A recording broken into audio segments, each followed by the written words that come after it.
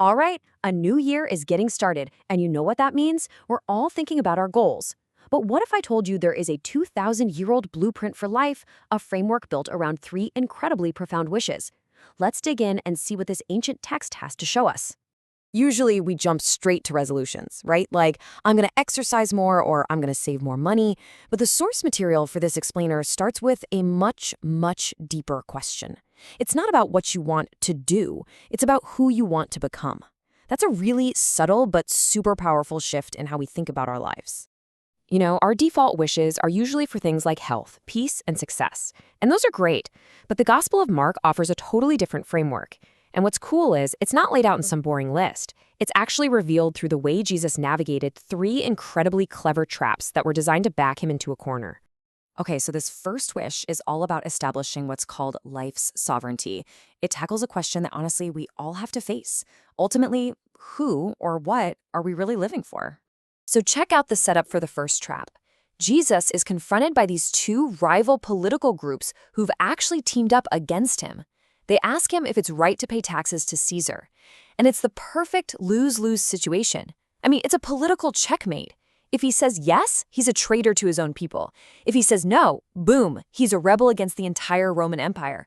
There's literally no good answer. But his response is just brilliant. Instead of picking a side, he totally reframes the entire debate.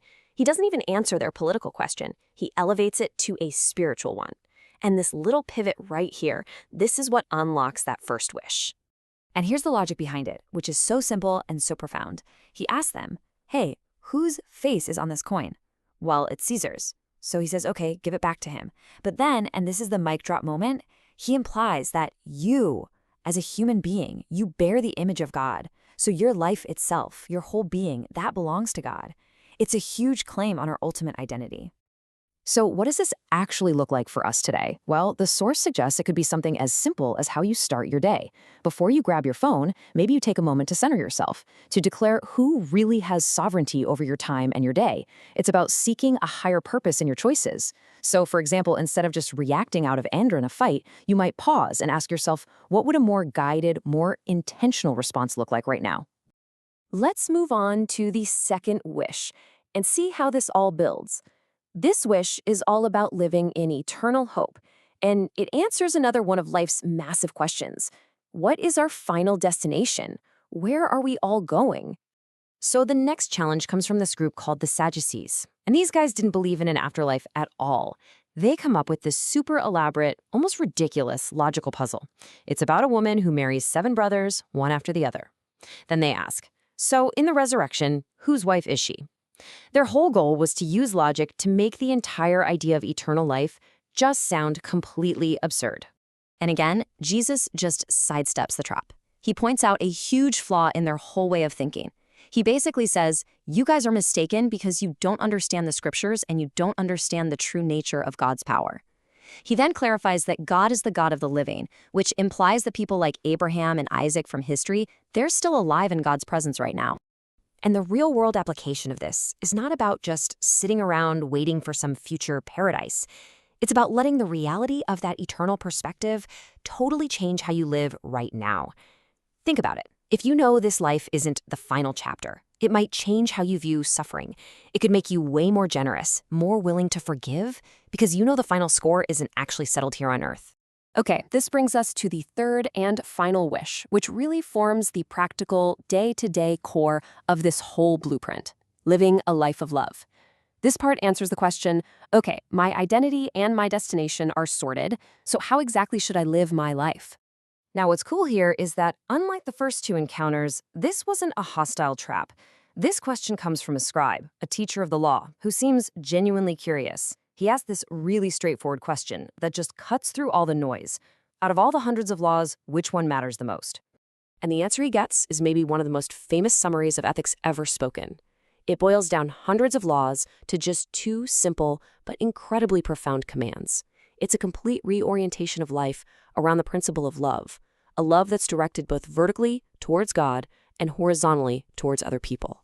Now, the crucial point here is that this isn't just another to-do list. The source calls it a priority of relationships. The order really matters. The whole idea is that when our vertical relationship with God is right, Our horizontal relationships with others can flow from this endless well of grace instead of from a sense of duty or just trying really hard on our own. So, we've looked at all three wishes one by one. Now, let's pull the camera back and see how they all fit together to form this complete blueprint for a spiritual life. So here it is. We have three fundamental questions of life, and each one has a corresponding principle. Who do I belong to? The answer, surrender your life's sovereignty to God. Where am I going? The answer, live in the hope of eternity. And how should I live? The answer, love God and love people. It's just an incredibly elegant and complete framework for orienting your entire life. Now, the source material visualizes this in a really fascinating way, as a traditional Chinese New Year couplet. The first two wishes, sovereignty and hope, are like the vertical scrolls you'd hang on either side of a door. And that third wish, love, that's the horizontal banner that goes across the top, showing that it's the big, overarching theme that holds the whole thing together. But there's also a second, more personal image in the source material, an artist's reflection that was sketched right after they heard these ideas. It's a really powerful metaphor for our life's journey, and it uses just a few simple symbols to capture the heart of this blueprint. So let's break it down. So the first element is the horse, and you can think of the horse as our passion, our energy, our drive. That part of us that's always moving, always running forward in life. It's basically our action and our ambition. Next, you see the horse is actually contained within a heart, which represents our inner self. And right at the top of that heart is a cross, which symbolizes faith. This is the anchor. It takes all that powerful, sometimes chaotic energy of the horse and gives it a true direction and a real purpose.